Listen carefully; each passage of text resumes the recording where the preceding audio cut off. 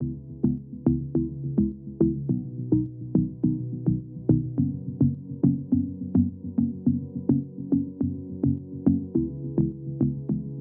of self-awareness, I would say that Elon Musk is a good example of that. Someone needs to tell him it doesn't look good.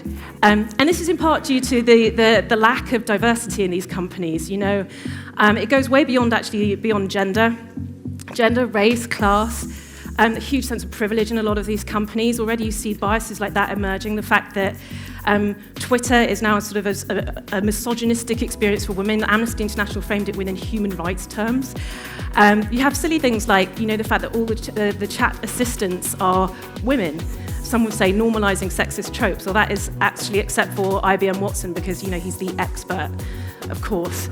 So what can be done about this? Well, culture could do a lot about this, but it could be a newly empowered state. Like, arguably, a lot of this has been allowed to happen, in part because, particularly in the US, big tech is aligned to America's geo-economic strength. So it's been in America's interest, technically, for these companies to be so strong. But what we're seeing now is a real awareness of the need to sort of engage in democracy and get particularly young people actively involved in democracy, not just using social media. So interestingly, the Obama Foundation is starting to actively market civic engagement to young people. It sounds like an interesting thing, like rebranding, being part of government and trying to get more young people into government. You're seeing the first digital natives, the millennials, starting to run, which I think is going to be super interesting, particularly as you see the voter base becoming newly anointed Gen Zs who are hyper-digital natives and super progressive.